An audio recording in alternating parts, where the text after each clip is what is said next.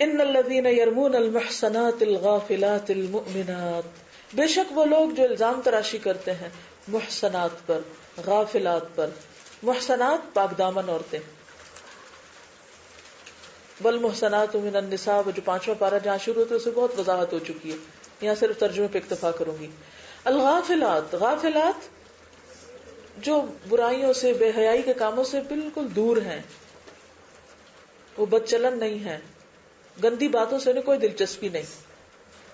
آپ نے اپنی زندگی میں 2 طرح کے لوگ دیکھے ہوں گے، 2 طرح کی لڑکیاں دیکھی ہوں گی.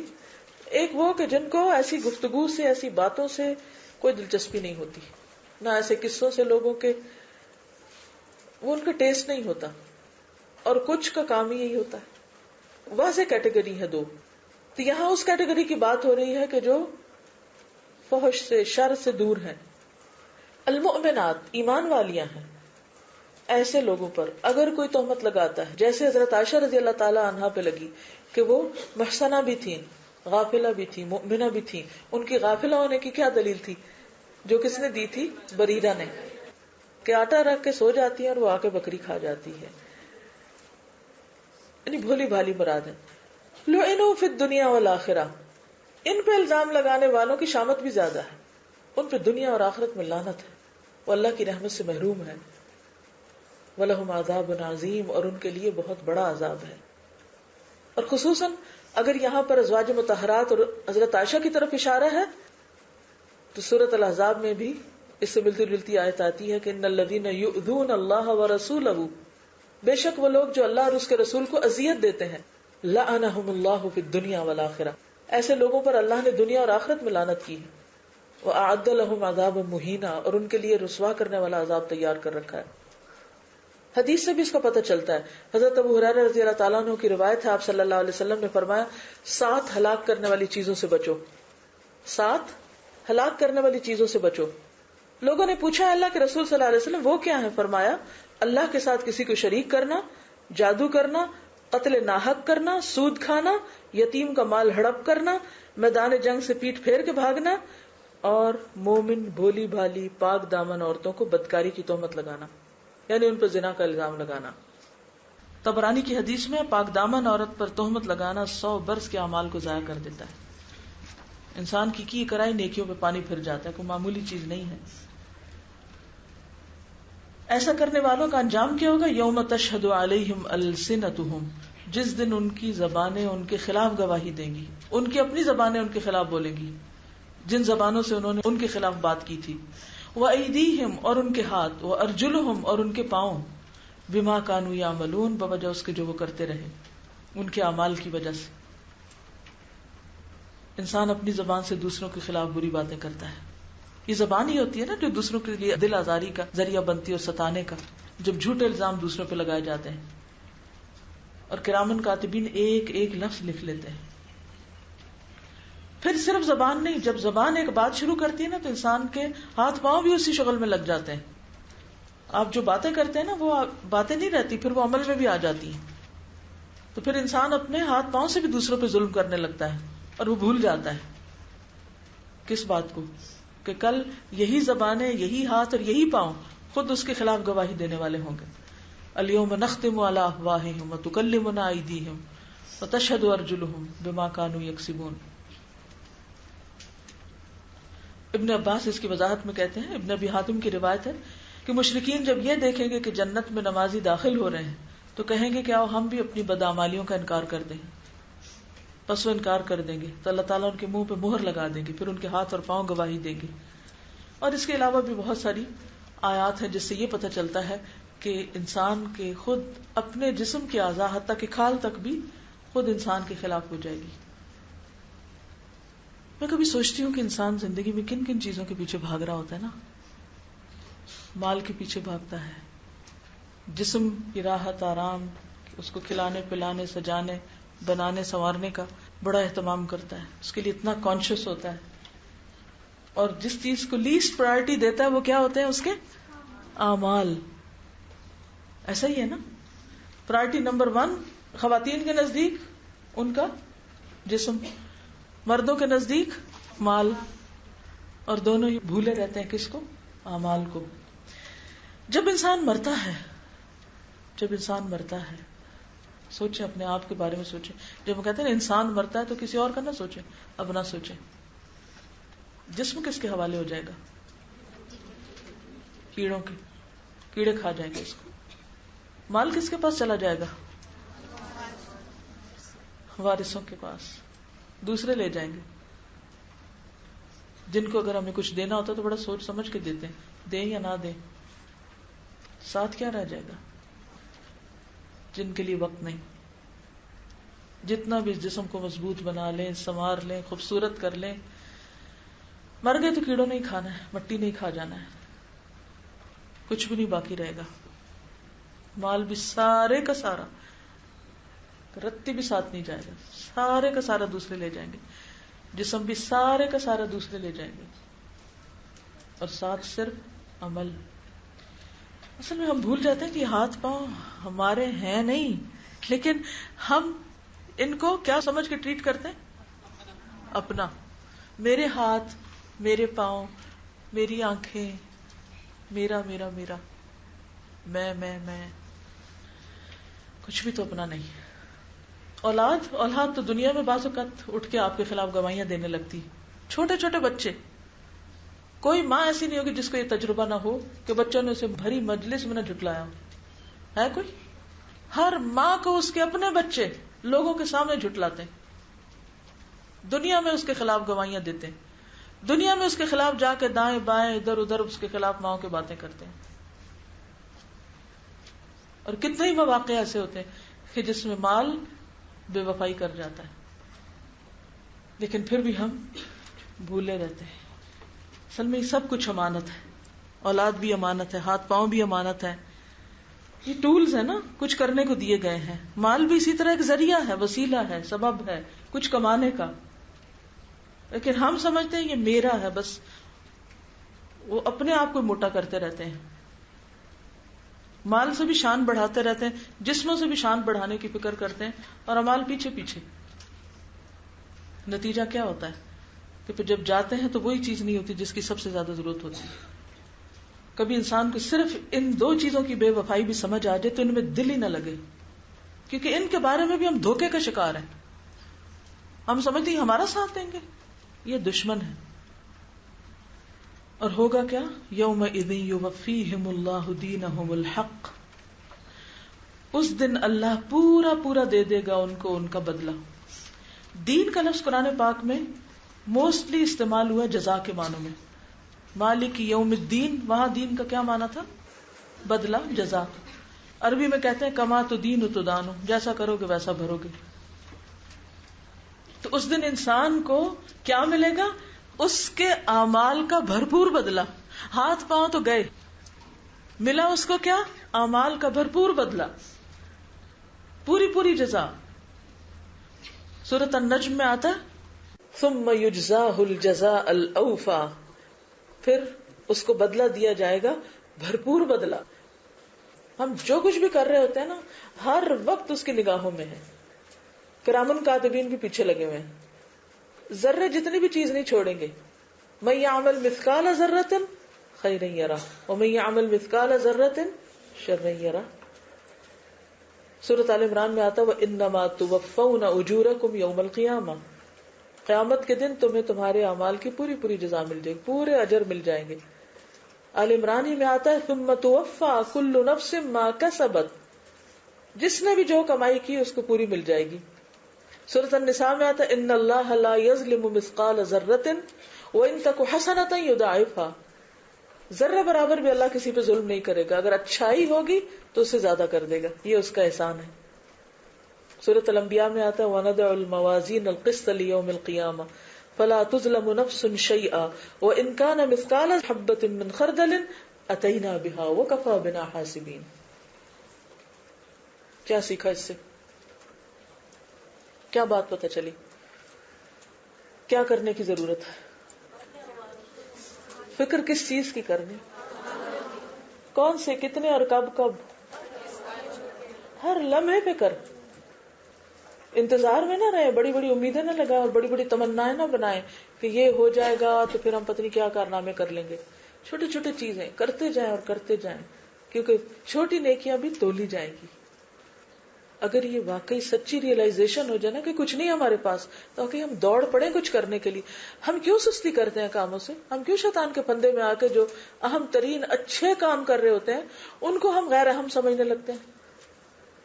جو ہم کر بھی سکتے ہیں اس نیکی کو بھی نہیں کرتے. نیکی سامنے پڑی ہوتی اور ہم نہیں کرتے. کیا کہہ کے میں ہی کیوں کروں؟ وقت بھی ہوتا ہے، مواقع بھی ہوتا ہے، اور ہم پیچھے رہ جاتے ہیں. اب مثال کے طور پر جیسے دین سیکھنے کی بات ہے، تو بہت سی ینگ بچیاں جیسے پڑھتی ہیں تو لوگ اکثر کیا کرتے ہیں، ان کا مذاق اڑاتے ہیں. ابھی ساری عمر پڑی ہے، ابھی کیا ضرورت ہے کہ تم اس کام میں لگ گئی؟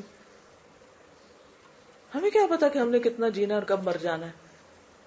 تو اللہ کو کیا منہ دکھائیں گے؟ ایسے ہی چلے جائیں گے بغیر قرآن کو سمجھے اور بغیر کچھ کیے. کیونکہ جب پتہ ہی نہیں کرنا کیا ہے تو کریں گے کیا؟ کوئی اور ہمیں دے گا کچھ اس وقت؟ آپ نے دیکھو دنیا میں بھی ضرورت پڑے نا، اچھے اچھے منہ پھیر جاتے ہیں، اپنی آنکھیں چرانے لگتے ہیں، بے وفائی کر جاتے ہیں، ادھر ادھر ہو جاتے ہیں. اپنے ہی رشتے دار، اپنے ہی دوست چھپ جاتے ہیں کہ کہیں ہم سے کوئی مدد نہ مانگ لے. پھر اس واقعے کا اختتام آیت 26 میں یوں ہوتا ہے: الخبیثات للخبیثین والخبیثون للخبیثات والطیبات للطیبین والطیبون للطیبات اولئک مبرؤون مما یقولون لہم مغفرۃ ورزق کریم. الخبیثات، خبیث عورتیں، للخبیثین، خبیث مردوں کے لیے ہیں. عائشہ تو کون تھی؟ پاکیزہ تھی، اور پاکیزہ ترین ہستی کے لیے تھی. تمہیں یہ جرت کیسے ہوئی کہ تم اس کے خلاف زبان کھولو؟ اللہ کے رسول کی زوجہ محترمہ کو تم نے نہیں چھوڑا. یعنی آپ دیکھیے نا کہ شیطان کے پھندے میں جب انسان آتا ہے، چلو منافقین تو منافقین تھے، لیکن ان کے پروپیگنڈے میں جو مخلص مسلمان بھی آ گئے. یہ کتنے بڑی شاکنگ بات ہے نا کہ بعض اوقات جھوٹا پروپیگنڈا اتنا زیادہ ہوتا ہے کہ انسان بے سوچے سمجھے اس میں بہ جاتا ہے. اور ایسا کسی کے ساتھ بھی ہو سکتا ہے کہ دنیا میں بڑا سخت امتحان ہے حق کو پہچاننے کا. شیطان فرقان کو بھی دھندلا کر دیتا ہے نا. کچھ لوگ، کچھ ہستیاں ایسی ہوتی ہیں جن میں سب سے بڑھ کر پیغمبر، کہ جن کے بارے میں کوئی بری بات سوچی بھی نہیں جا سکتی، ان کے اہل خانہ کے بارے میں کوئی بات سوچی نہیں جا سکتی، لیکن شیطان اتنی ہوشیاری کے ساتھ کام کرتا ہے کہ انسان بعض اوقات ان کے خلاف بھی سوچنا شروع کر دیتا ہے. بہت سے مسلمان اس مصیبت میں مبتلا ہیں کہ وہ کوئی نہ کوئی ایسا آرٹیکل پڑھ لیتے ہیں جس میں حضرت عائشہ ہی کی شادی کی کم عمری کی بات ہوتی ہے اور اس پر ہی بفر اٹھتے ہیں، اور اچھے بھلے دیندار سمجھدار لوگ شک میں پڑے رہتے ہیں اس معاملے میں کہ ایسا کیوں ہو گیا. اللہ بہتر جانتا ہے. اگر اس کا نبی کوئی ایسا کام کرنے لگا تھا جو اس کو پسند نہیں تھا رب کو، تو کیا آپ کو سمجھتے ہیں کہ جس نبی کے ماتھے پہ تھوڑی سی تیوری آئی تھی تو اللہ نے برداشت نہیں کی تھی، وہ اتنی بڑی بات برداشت کر لیتا؟ جتنی مرضی آپ تحقیقیں کریں اور جتنی مرضی تعویلیں کریں، لیکن اتنی بات ہی کافی ہے کہ کچھ لوگ، کچھ ہستیاں ان چیزوں سے بالا ہوتی اور ان کی ایک سینکٹیٹی ہوتی. ان کے بارے میں برے گمان رکھنا اور ان کے بارے میں بری باتیں سوچنا، یہ ایمان کے منافی ہوتا ہے. کہتے ہیں نا ان بعد الظن اسم. پیغمبر کے بارے میں، پیغمبر کی ازواج کے بارے میں چاہے ہماری عقل کو بات سمجھ آتی ہے، اس کو یہ نہیں آتی، جو بھی ہو شیطان کا وسوسہ سمجھے اور اس سے پناہ مانگے کہ اللہ تو مجھے سمجھا دے اور مجھے اس سے نجات دے.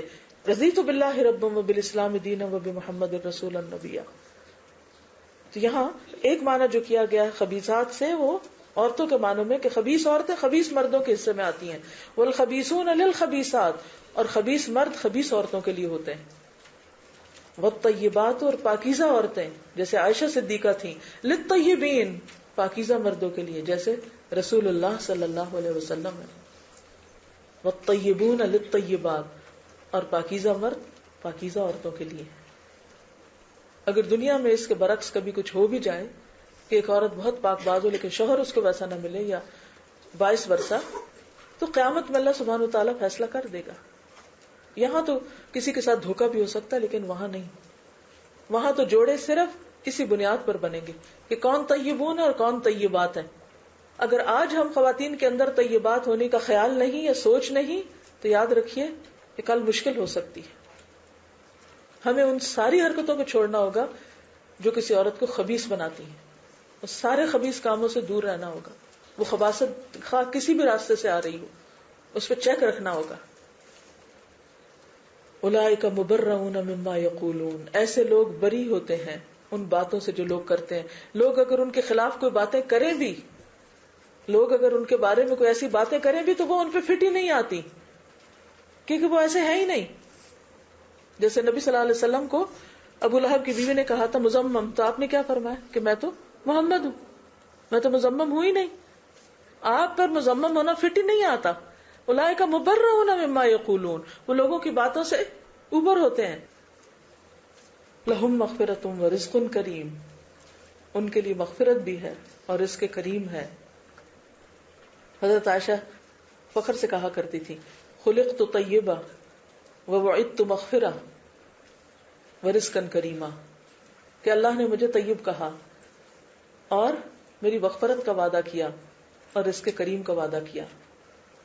تو کوئی حق نہیں پہنچتا کہ آج ہم کوئی بھی ایسی بات سوچیں یا زبان سے نکالیں جو ان کی شان کے خلاف ہو. ہاں، وہ اعلیٰ ترین ہستیاں انسان تھی اور انسانی کوتاہیاں کمیاں ہو جاتی ہیں، لیکن ان کمیوں کو اچھالنا اور ساری خوبیوں کو ایک طرف کرنا یہ سخت ناانصافی کی بات ہے. اس لیے کبھی کوئی ایسا پروپیگنڈا ازواج مطہرات کے بارے میں پڑھے تو فوراً اس کو جھٹک دیں. تو یہ تھا پہلا کانٹیکسٹ جس میں یہ آیت نازل ہوئی. اور یہ جو ہے نا اولئک مبرؤون، یہ سب بری ہیں ان باتوں سے. تو آپ دیکھیے کہ حضرت عائشہ رضی اللہ تعالیٰ عنہا کے علاوہ کچھ اور لوگ بھی تھے جن کی اللہ نے دنیا میں برات کی. حضرت یوسف علیہ السلام، جب ان پہ اس عورت نے الزام لگایا تھا اپنے شوہر کے سامنے، اس نے کہا تھا نا کہ اس نے میرے ساتھ زیادتی کی ہے، تو شاہد شاہد من اہلہا، تو اللہ نے وہیں سے گواہ بھی نکال دیا تھا، اللہ نے بری کر دیا. موسیٰ علیہ السلام پر بنی اسرائیل نے الزام لگایا کہ ان کا جسم میں عیب ہے، اس لیے وہ ہر وقت لباس پہن کے رکھتے ہیں. تو پھر کیا ہوا تھا؟ پتھر بول پڑا تھا. حضرت مریم کے لیے کون بولا تھا؟ عیسیٰ علیہ السلام بولے تھے. حضرت عائشہ کے لیے کون بولا ہے؟ قرآن. اولئک مبرؤون، اللہ ایسے لوگوں کو بری ذمہ کر دیتا ہے، ان کی شان پہ حرف نہیں آنے دیتا. ضرورت کس بات کی ہے؟ اپنے اندر سچائی پیدا کریں. جرائج کے لیے بھی وہ ایک بچہ بولا تھا نا جس پہ تہمت لگی تھی. تو پیچھے آپ پڑھ چکے سورۃ النور کی آیت 3 میں اللہ تعالیٰ نے فرمایا الزانی لا ينکح الا زانیۃ او مشرکہ والزانیۃ لا ينکحها الا زان او مشرک. تو سچے لوگ دنیا میں بھی بری ہو کر رہتے ہیں. دوسرا معنی اس کا یہ کیا جاتا ہے کہ خبیثات سے مراد خبیث باتیں ہیں، خبیث کلمات ہیں. الخبیثات للخبیثین، بےہودہ باتیں، خبیث باتیں خبیث لوگوں کو پسند آتی ہیں. اور اسی طرح والخبیثون للخبیثات. اور طیبات عمدہ باتیں، اچھی باتیں کس کے لیے ہیں؟ للطیبین، طیبین کے لیے. طیبین جو طیب ہوتا ہے، جس کا دل پاک ہوتا ہے، جس کے خیالات پاکیزہ ہوتے ہیں، اس کی باتیں بھی پاکیزہ ہوتی ہیں. اور طیبون طیبات کے لیے ہوتے ہیں، یعنی طیبون کے لیے اچھی شہرت ہوتی. تو ایک معنی یہاں پر اچھی یا بری شہرت بھی لیا گیا ہے خبیث اور طیب سے، کہ انسان جیسا ہوتا ہے ویسی اس کے بارے میں باتیں ہوتی ہیں. اگر وقتی طور پر کسی کو دھوکا ہو بھی جائے یا کوئی ان کے خلاف پروپیگنڈا غلط کرے بھی تو بھی کیا ہوتا ہے؟ اللہ تعالی خود ان کا دفاع کرتا ہے، وہ بری ذمہ کر دیتا ہے ان کو. کسی کو برا کہنے سے کوئی برا نہیں بن جاتا. اگر آپ کو کوئی برا کہہ رہا ہے تو واقعی آپ برے بن جائیں گے. اگر آپ طیب ہیں تو 100 لوگ بھی آپ کو برا کہیں اس سے کچھ نہیں بگڑے گا آپ کا. لیکن اگر آپ طیب نہیں ہیں اور خبیث کام کر رہے ہیں، غلط کام کر رہے ہیں کسی بھی اعتبار سے، تو بہت جلد کھل کے رہے گا، چھپا نہیں رہ سکتا. کرنا کیا ہے پھر؟ اس کی فکر نہ کریں. لوگ بہت خراب ہیں، وہ ہمارے بارے میں بری بری باتیں کرتے ہیں، ہماری عزت پہ حرف آ گیا، ہماری شہرت خراب ہو گئی ہے. فکر اس کی کریں کہ آپ خود کر کیا رہے ہیں. اگر آپ اچھا کر رہے ہیں نا، آپ کی اچھائی ثابت ہو جائے گی. لیکن اگر آپ خراب کر رہے ہیں تو بھی آپ بھاگ نہیں سکتے پھر کہیں. ہر شخص اپنے اعمال کا خود ذمہ دار ہے. اور ویسے بھی خبیث باتیں خبیث لوگوں پہ فٹ آتی ہیں اور طیب باتیں طیبین پہ فٹ آتی ہیں. جیسے تم ویسی تمہاری شہرت.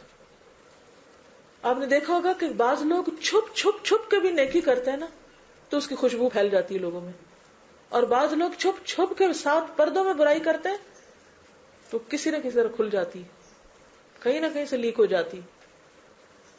تو ضرورت اس کی نہیں ہے کہ ہم چھپ کے اچھا کریں چھپ کے برا کریں, ضرورت اس کی کہ اللہ کے سامنے سچے ہو جائیں, چاہے ہمارے ماں باپ دیکھیں یا نہ دیکھیں, چاہے لوگ دیکھیں یا نہ دیکھیں. اس دنیا میں کسی ایوارڈ حاصل کرنے کے لیے نہیں, بلکہ صرف اور صرف اللہ کی نظر میں اچھا بننے کے لیے اچھے بن جائیں. اور یہ بہت دفعہ ایسا ہوتا ہے کہ کسی کو کوئی برا کہہ رہا ہوتا ہے نا تو آپ یقین کریں کہ وہ خود اسی مصیبت میں گرتا ہے. آج کوئی کسی پہ الزام لگاتا ہے نا تو آپ بس صرف انتظار کریں اور دیکھیں کس دن اس پہ پلٹ کے آتا ہے, کس دن اس پہ لگتا ہے. جو کسی کو برا کہتا ہے نا پلٹ کے اس پہ آتی ہے بات. اور آپ چھوٹے چھوٹے واقعات میں تجربہ کریں, اگر آپ کسی کے بچے کو کرٹیسائز کریں گے نا تو آپ دیکھیں کہ دوسرے دن آپ کا بچہ وہی حرکتیں کر رہا ہوگا. تو آپ کہتے ہیں کہ اس کو کیا ہو گیا, یہ تو کبھی ایسا نہیں تھا. پھر آپ کو یاد آتا ہے اچھا وہ میں نے کہا تھا نا کہ لوگ بچوں کو تمیز نہیں سکھاتے, تب یہ تمیز دیکھ لی میں نے اپنی آنکھوں سے. کسی کے کردار پہ بات کریں, وہ غلطی آپ سے بھی ہو کر رہے گی. تو اس لیے بے حد ضروری ہے کہ انسان زبان بھی سنبھالے اور ہاتھ پاؤں بھی سنبھالے. ان آیات کی تلاوت لگائیے ایک دفعہ. ہم سب کو جو نصیحتیں کی گئی ہیں وہ یہ کہ اگر ہم چاہتے ہیں کہ منکر اور فحش سے بچیں, بے حیائی کے کاموں سے بچیں, تو شیطان جن طریقوں سے بہکا پھسلا کے جن راستوں سے ان چیزوں تک لے جاتا ہے ان سے بچنا ہے. یعنی وہ راستے چھوڑنے, وہ دوست چھوڑنے, وہ لوگ چھوڑنے, وہ کام چھوڑنے کہ جو ہمیں اس برائی تک لے جانے والے ہیں. ہم سب انسان ہیں. اگر ہم میں سے کوئی ایک بھی ایسا ہے جو ابھی تک ان میں سے کسی برائی کا شکار ہے, فحش و منکر کا, تو اینالائز کریں کہ کیا چیز ادھر لے کے جا رہی ہے, اس راستے کو کاٹ دیں. وہ کون سے سٹیپس ہیں جن کے ذریعے شیطان وہاں تک لے جاتا ہے, وہ کون سی ٹیمپٹیشنز ہیں, وہ کون سے آلات ہیں, وہ کون سے ذرائع ہیں, ان پہ روک لگائیں. ہم کہتے ہیں میری نیت بڑی پاک ہے, میں تو بہت اچھی ہوں, مجھے کوئی خطرہ نہیں ہے زمانے سے, مجھے کوئی خطرہ نہیں ہے لوگوں سے. اللہ تعالیٰ کہتے نہیں, جب تک اللہ پاک نہ کرے خود کو پاک مت کہو. کیونکہ بہت سے لوگ غلط کاموں میں کیوں پھنس جاتے جا کے, بہت سی بھولی والی معصوم لڑکیاں غلط رستوں پہ کیوں چل پڑتی ہیں, یہ سوچتے ہوئے کہ نہیں ہمارا کیریکٹر بڑا مضبوط ہے. اور کوئی پتہ نہیں ہوتا کہ دشمن آ کے کس وقت کون سا تیر مارے کہ سارا کیریکٹر دھرے کا دھرا رہ جائے. پھر دوسری بات یہ کہ 22 نمبر آیت میں اللہ سبحانہ وتعالیٰ صدقہ خیرات کی اہمیت پر بھی زور دے رہے ہیں کہ جو وسعت والے ہیں, تم میں سے جن کے پاس مال ہے, اللہ نے جنہیں مال دے رکھا ہے, وہ کہاں کہاں خرچ کریں, رشتہ داروں پہ بھی کریں, ضرورت مندوں پر, اور خاص طور پر مہاجرین فی سبیل اللہ, اللہ کے راستے میں نکلنے والوں کے لیے. عموماً کیا ہوتا ہے کہ ہم خرچ کر رہے ہوتے ہیں, لیکن جب کہیں ہمارے کسی انا پہ ٹھیس لگتی ہے یا کہیں ہمیں کوئی مشکل پیش آتی ہے تو ہم کیا کرتے ہیں؟ اگر ہم رشتہ دار کو دے رہے اور اس نے کوئی بری بلی بات کر دی تو ہم کیا کرتے ہیں؟ بند کر دیتے. اگر کوئی مسکین یتیم اگر اٹھ کے ہمارے منہ پہ کوئی بات کر دے تو ہم اس کو بھی کہتے ہیں آج کے بعد بس بہت ہو گئی. اسی طرح جو اللہ کے راستے میں اللہ کے دین کا کام کر رہے ہوتے ہیں یا اللہ کے دین کی خاطر, وہاں بھی روک دیتے ہیں. وَلْيَعْفُوا وَلْيَصْفَحُوا, اس میں بھی ہم ایمان والوں کے لیے سبق ہے. أَلَا تُحِبُّونَ أَن يَغْفِرَ اللَّهُ لَكُمْ. پھر دوسری بات یہ کہ بہت سی بچیاں ایسی ہوں گی جن پر کسی نہ کسی طرح, بعض اوقات خود اپنے ماں باپ تانے دے رہے ہوتے ہیں, شک و شبے کی بنیاد پر الزام تراشی ہو رہی ہوتی ہے. کئی ایسی بچیوں کے میں نے واقعات سنے ہیں کہ جن کے اوپر بالکل صریحاً جھوٹے الزام لگے. ایسے موقع پر کیا کرنا چاہیے؟ صبر کرنا چاہیے. کرنے والے اپنے انجام کو پہنچ کر رہیں گے. جس دن ہر ایک کو اس کے کیے کا پورا بدلہ ملے گا. اور پھر معاشرے میں 2 کیٹیگریز ہیں. سوچئے آپ کس سے تعلق رکھتے ہیں, آپ کے ٹاپک آف انٹرسٹ کیا ہے بات کرنے کی, آپ کے دوست کون ہیں, آپ کا کلچر کیا ہے, آپ کن لوگوں میں اٹھتے بیٹھتے ہیں. لوگوں کی پہچان تھوڑی دیر میں ہو جاتی, منہ سے لفظ نکلتا فوراً پتہ چل جاتا ہے کہ حیا کا لیول کتنا. کچھ لوگ دیکھنے میں بڑے ڈیسنٹ، بڑے سمجھدار، پڑھے لکھے، ہائی کلاس، ایک گالی دیں گے سمجھ آ جائے گی کہ کلچر کیا ہے. انتہائی غلیظ گالیاں دیتے ہوئے سنے جاتے ہیں. بعض اوقات بےہودہ ننگے مذاق کر رہے ہوتے ہیں بڑے بڑے ایجوکیٹڈ لوگ، اور اپنے آپ کو بڑے سمجھدار سمجھتے ہیں. بے حیائی کی باتیں کرنا کوئی بات ہی نہیں ہوتی. اسی طرح فحش شاعری، فحش اشعار، مجلسوں میں غزلیں، سب بیٹھے ہیں ہنس رہے ہیں، ہلا گلا ہو رہا ہے، کوئی اس کو برائی نہیں سمجھتا. یہ کیا کلچر ہے؟ یہ طیب کلچر ہے؟ نہیں. جو طیب ہوگا اس کو اس کلچر سے کوئی انٹرسٹ نہیں ہوگا، نہ اسے ایسی باتوں سے، نہ ایسے مذاقوں سے، نہ ایسی شعر و شاعری سے، نہ ایسی مجلسوں سے. تو الخبیثات للخبیثین، خبیث باتیں خبیث لوگوں کو پسند آتی ہیں. جیسے آپ ہوتے ہیں نا ویسی چیزوں سے آپ کی محبت ہوتی ہے، ویسی چیزوں کی طرف آپ کھنچتے ہیں. تو ضرورت کس چیز کی ہے؟ تزکیہ کی ضرورت ہے. اگر آج تک ہمارا دلچسپی یا رجحان ایسی چیزوں کی طرف رہا بھی ہے تو ہمیں اپنا ٹیسٹ بدلنا ہے. بہت سی یوتھ ایسی ہوتی ہے جسے بچپن میں یا جوانی میں گانوں سے بڑی دلچسپی ہوتی اور وہ بغیر سوچے سمجھے کہ لفظ کیا بولے جا رہے ہیں کتنے لچر بےہودہ واہیات قسم کے ہیں. میوزک کی اس دھن پر مست ہیں جیسے ایک ایڈکشن ہوتی ہے. اس کلچر کو، اس ٹیسٹ کو تبدیل کرنا ہے. جب تک یہ تبدیل نہیں ہوگا اس وقت تک تزکیہ نہیں ہوگا. اسی طرح وہ ساری چیزیں، ہر چیز میں اپنا ذوق دیکھنا ہے. لباس میں ذوق کیا ہے، پہننے اوڑھنے میں کیا ہے، کھانے پینے میں کیا ہے، میل ملاقات میں کیا ہے، خریداری میں کیا ہے. ہر چیز میں طیب اور خبیث کی پہچان ضروری ہے. اور پیچھے بھی قرآن مجید میں آتا ہے نا طیب اور خبیث کے بارے میں، وَلَوْ أَعْجَبَكَ كَثْرَةُ الْخَبِيثِ. اور اللہ خبیث سے خبیث کو پاک نہیں کرتا، طیب سے خبیث کو پاک کرتا ہے. لہٰذا ہمیں اپنے مزاج بدلنے کی ضرورت ہے، اور یہ اللہ کی مدد کے بغیر نہیں ہو سکتے. صرف کتاب پڑھ کے اور صرف علم حاصل کر کے بھی نہیں. بہت سے لوگ کہتے ہیں نا وہ قرآن بھی پڑھ رہی ہے اور ساتھ میوزک بھی سنتی ہے دن رات. حیرت ہوتی ہے نا، کیونکہ مزاج نہیں بدلا نا. اور تو یہ باتیں اوپر سے بارش پڑ رہی ہے اور پھسل رہی ہے، اور پھر ویسے کہ ویسے چٹیل پتھر اندر نہیں جا رہا. اندر کیوں نہیں جا رہا؟ بہت گند بھرا ہوا ابھی، اس کو نکالنے کی ضرورت ہے. کیونکہ کامیابی نہیں ہو سکتی جب تک تزکیہ نہ ہوگا.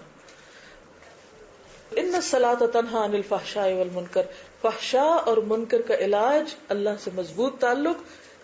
رو رو کے 2 نفل پڑھ کے دعا کرے. کوئی بری عادت ہے، اگر کوئی غلط فرینڈشپ ہے، کوئی بے حیائی کا کام آپ چھپ کے کر رہے ہیں، ان سب چیزوں سے نجات پا سکتے ہیں اگر آپ 2 نفل پڑھ کے اللہ کے آگے رو کے دعا مانگیں.